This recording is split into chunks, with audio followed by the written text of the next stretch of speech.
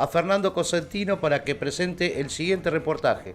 Bueno, ahora tenemos la posibilidad de comunicarnos con Alicia Taliercio. Ella fue jueza del juzgado número 12 de familia de Lomas de Zamora. Es profesora y disertante, invitada a charlas y seminarios de capacitación en la Universidad Nacional de Lomas de Zamora, fundadora del voluntariado Más Derechos Menos Violencia y fundadora del grupo Sobrevivir. Muy buenas tardes, doctora Alicia Taliercio. ¿Nos escucha? Perfectamente, muy buenas tardes, gracias por convocarme. Muchísimas gracias por atendernos y queríamos hablar justamente porque el próximo día 12 de mayo a las 18 horas en la avenida Mitre 934, tercer piso, la sede de Racing Club, se va a trabajar sobre grupos vulnerables y acceso a la justicia. Cuando definimos grupos vulnerables, ¿a qué nos referimos puntualmente?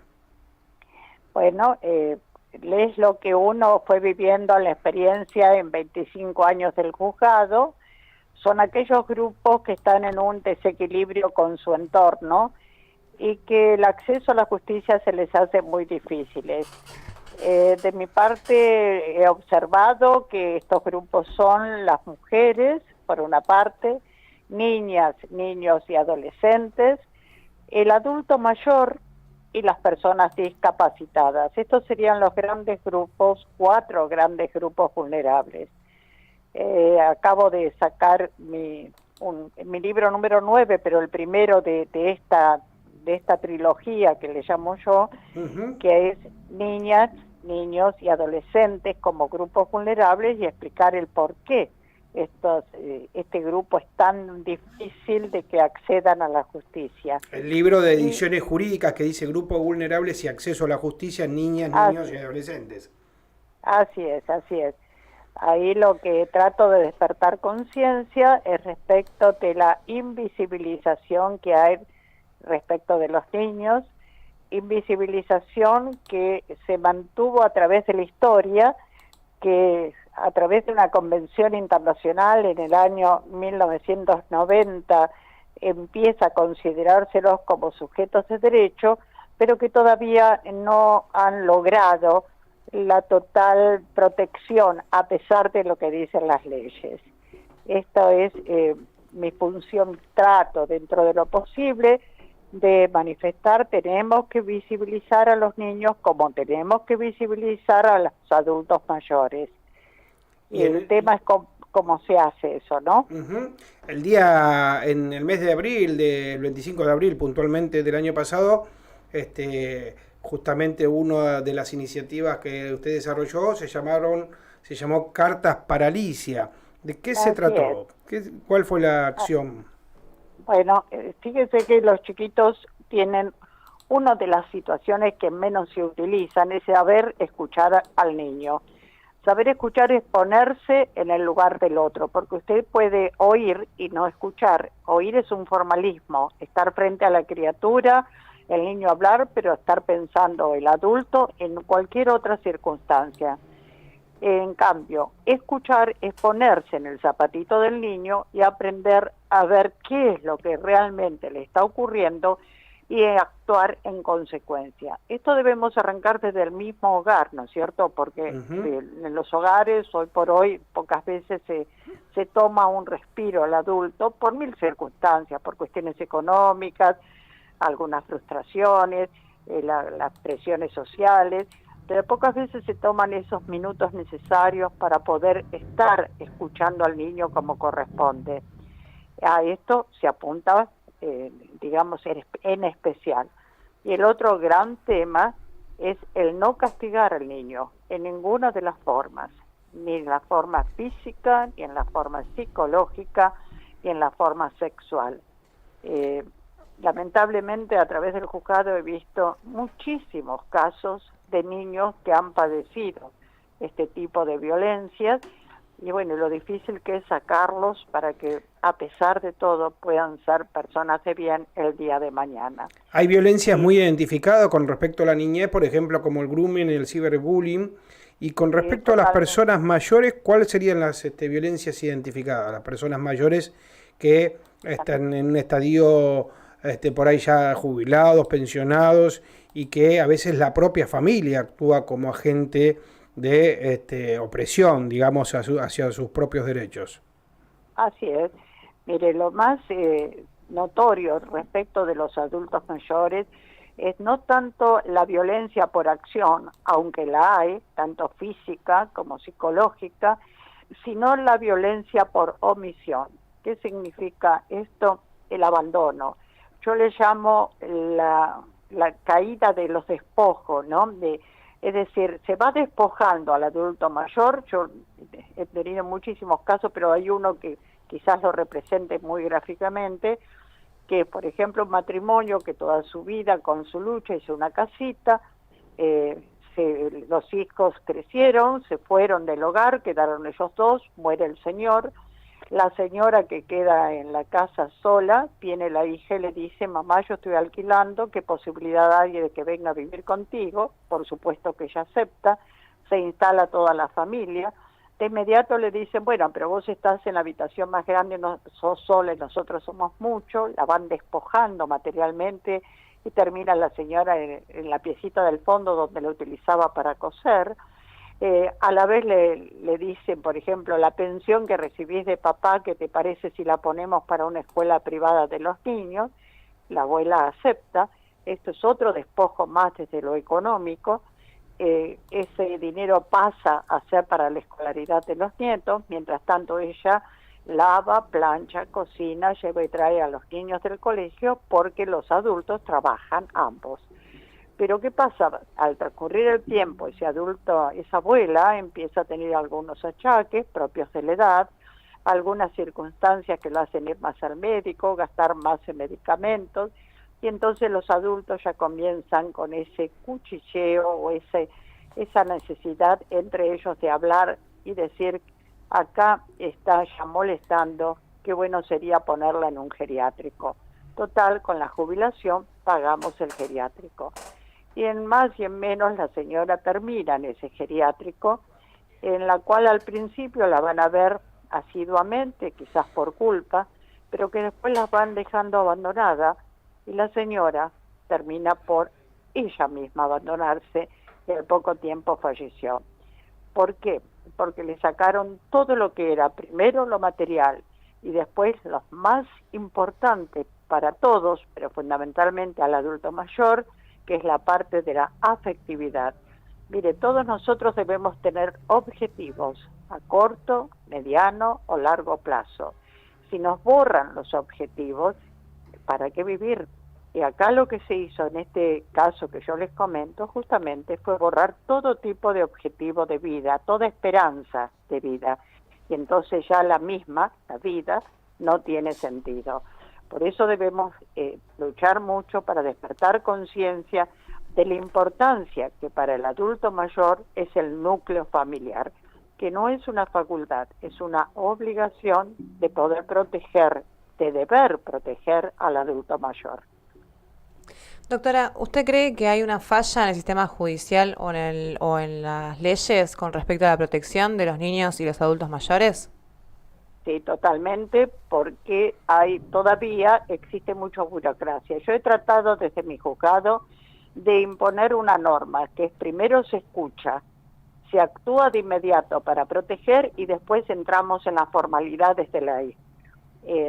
Pero lamentablemente esto no es lo corriente, porque si todos entramos a ver previamente, a ver por qué pasa tal cosa, o previamente demostrame que sos pariente, o previamente, esa rueda de la burocracia hace que muchas oportunidades se llegue tarde a las circunstancias. Si me permitís, el caso Lucio Dupuy es un ejemplo típico de esto, Clarísimo. ¿no? Yo le llamo cadena de responsabilidades. Clarísimo. Porque fíjate que, 2 minutos, si me permiten, sobre Por supuesto, este caso, sí, por supuesto.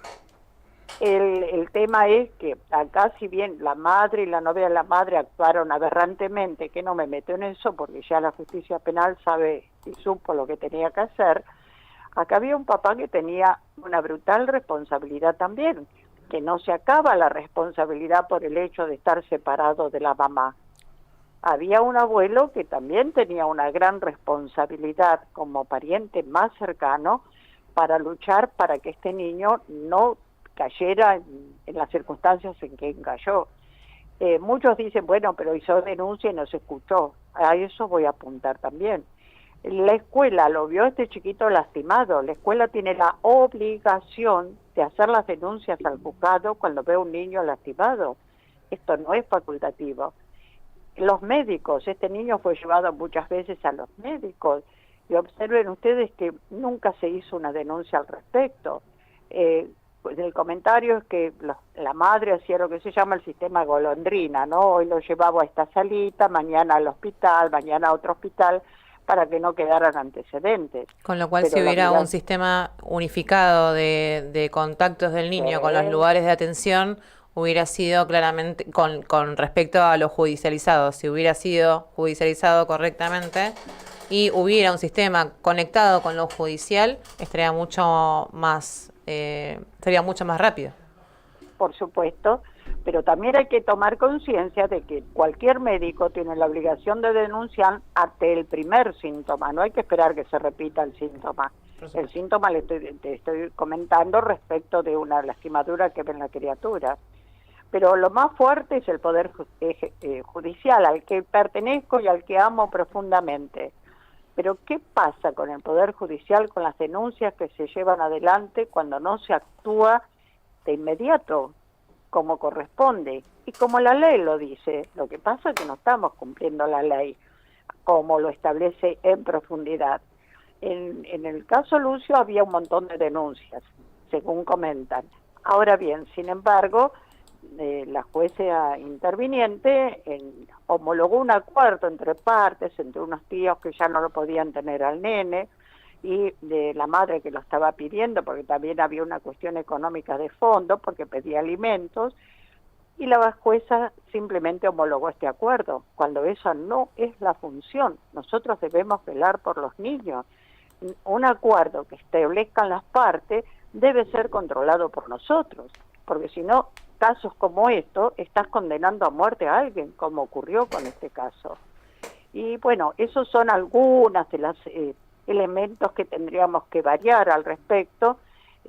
A raíz de esta situación apareció la ley Lucio, el día 3 de mayo fue aprobada, lleva el número, si mal no recuerdo, 27702, y esta ley, ¿qué es lo que hace? Pues recordar a los magistrados, recordar a los médicos, recordar a los educadores cuáles son las obligaciones respecto de los niños, que ya fueron dictadas desde la Convención Internacional de los Derechos del Niño y todas las leyes que en su consecuencia se dictaron. Pero a veces es doloroso que tengamos que tener casos truculentos, como el caso Lucio, como otros casos también que llevaron a distintas leyes, como la ley Micaela. Es doloroso porque son leyes que lo único que hacen es recordar, reforzar lo que ya dicen otras leyes. Entonces tenemos que aprender a cumplir con la ley y especialmente esto tiene que nacer desde el Poder Judicial. El Poder Judicial tiene que ser mucho más estricto al respecto, sobre todo en violencia, en todos los grupos vulnerables, pero en niñas, niños y adolescentes, en los adultos mayores. Yo he visto casos terribles en los cuales se dilataba inoportunamente tomar una medida. Ustedes recuerden que el adulto mayor le cuesta mucho hacer la denuncia, porque tiene que denunciar a un ser querido, como es el propio hijo o un nieto. Entonces le cuesta porque ama a esas personas a pesar de todo, por un lado, y también por miedo, porque muchas veces son amenazados con el hecho de, mirá que si denuncias te metemos en un geriátrico. Esto hay que manifestarlo, hay que decirlo, que hay personas que padecen estas situaciones y que no lo quieren contar, reitero, por el temor y por la falta de escucha de aquellos que tienen que poder ayudar de alguna manera. Doctora, ¿no pasa también, la saludo, mi nombre es Oscar Guida, Mucho gusto. ¿no pasa también un poquito por la deshumanización de la justicia? Es decir, Totalmente. Perdón, no quiero interrumpirlo. No, digo, ir a la fría letra de la ley, pero no atender humanamente a la situación, ¿no? Yo hace muchos años que estoy en la línea de humanizar el derecho, porque es tal cual lo que usted manifiesta. Una cosa es ser juez comercial, donde usted tiene una quiebra. Otra cosa es ser juez civil, donde usted puede tener un desalojo, que son cosas frías y que hay que atenerse a la letra de la ley estrictamente y nada más. Pero algo muy diferente, mis queridos, es ser juez de familia, en donde aquí se va a trabajar con lo más profundo de cada uno de los seres humanos, como son sus emociones, sus sentimientos, sus frustraciones, y donde también un juez puede tener en sus manos, y lo tiene que hacer con humildad y sabiduría para manejarlo, tiene en sus manos el destino, no solo de los adultos, sino especialmente de los chiquitos. Entonces, tenemos que poner 3 pilares. Yo siempre les digo a mis alumnos, en derecho de familia hay 3 pilares fundamentales: la parte teórica, la parte práctica y la parte humana. Sin estos elementos no se puede ser juez de familia y no se puede trabajar en familia. Y si alguien no se siente capaz, tiene que tener la honorabilidad de decir, yo no soy capaz de esto, y dejar el puesto a otro, porque no todos están preparados para estas situaciones que son fuertes y dejan su huella también. ¿Y cómo se afronta la modificación de esta realidad del presente? ¿Desde qué lugar se puede llegar a revertir? Digo, porque pienso en situaciones que hablan de situaciones individuales, ¿no? De situaciones que se producen en el seno de las familias. ¿Las respuestas tienen que ser individualizadas con relación a esa familia, o la sociedad o el Poder Judicial conjuntamente con el Poder Ejecutivo que corresponda puede conformar una respuesta un poquito más integral? Mire, la respuesta integral es tomar las situaciones desde la faceta humana. Eso sería lo integral. Pero por supuesto que cada familia o cada persona que llega al Poder Judicial tiene sus particularidades, sus dolores, sus formas, que son distintas unos de otros. Pero si nosotros establecemos como normas dejar de lado tanta burocracia judicial y llegar más a la profundidad de lo que está padeciendo la persona, esta generalidad la podemos aplicar perfectamente a cada uno de los casos que se acercan. Es tomar las riendas o cambiar la mentalidad. Mire, acá hay que hacer un clic en nuestro cerebro. La ley es extraordinaria y bendito sea que existen, pero sepamos aplicarlas con principios humanos, porque no podemos solamente decir el artículo tal dice tal cosa y te lo aplico, entonces previamente anda a buscar este papel o aquella otra situación, cuando hay una situación, un hecho de riesgo, donde está en riesgo la vida de las personas. Entonces acá el cambio es la humanización, no hay otra forma. Y humanizar es ponerse en el lugar del otro, ser solidarios, cambiar el individualismo por la solidaridad y ser empáticos, tener empatía. Yo me pongo en tu lugar, te entiendo y ahí empiezo a actuar en consecuencia. No son principios tan complejos, pero que debemos llevar adelante si queremos un cambio realmente en nuestra sociedad toda. Porque si no se hace estos caminos, vamos a tener muchos casos Lucios, muchos casos Fernando Báez, porque se llega tarde, la justicia llega tarde, es lo que no debe ocurrir. Exactamente, la justicia llega tarde y a veces actúa en forma totalmente deshumanizada en relación justamente a lo que decía Oscar. Le queremos agradecer esta disposición. Sí. Antes de despedirla, Omar Figueroa le habla. Buenas tardes, doctora. Buenas tardes, querido. Antes de despedirla, por finalizar el reportaje por Fernando, tenemos algo para usted y para todos los oyentes y video oyentes, de alguien que va a compartir con usted el día 12 de mayo. Nos deja un mensaje y de paso quiero que lo escuche y lo escuche toda la gente, la audiencia. ¿Puede ser? Con muchísimo gusto, acá estoy. Hola, buenas tardes al equipo de Fantástico, ¿cómo andan? Bueno, quiero agradecerles primero porque siempre me dan la posibilidad en este espacio que ha crecido muchísimo de poder interactuar o de poder comentar algo que siempre tenemos en beneficio de las personas mayores. En este caso sé que tienen una entrevista con la ex jueza de familia, Alicia, y que va a estar con nosotros el día 12 de mayo a las 18 horas en la sede de Racing. Agradecer al doctor Catafo que por intermedio de él tenemos esa posibilidad, a Sabrina Crispín que va a estar con nosotros, jefa del PAMI Wilde, y al doctor Oscar Fariña que también va a estar presente ese día. Una vez más, gracias y felicitaciones por todo el trabajo que hacen. Bueno, queda hecha la invitación y el agradecimiento extensivo a la doctora Alicia Taliercio por esta oportunidad de poder conversar y para poder mancomunar el esfuerzo y lograr que las violencias en un trabajo mucho más humanizado, que es lo que centralmente necesitamos, vayan reduciéndose. Muchas gracias, doctora, por este tiempo. Muchísimas gracias a ustedes y hermoso el mensaje que acabo de escuchar. Los espero a todos en esa oportunidad con todo mi corazón para poder intercambiar ideas sobre este tema tan trascendente. Muchas gracias. Muchas gracias. Interesante, muy interesante. Y bueno, y tela, como se dice normalmente, tela para cortar, ¿no? Esto de lo que Oscar, con la certeza que siempre lo caracteriza, el hecho de del tema del ser humano, la humanización. ¿qué les parece si quieren, si querés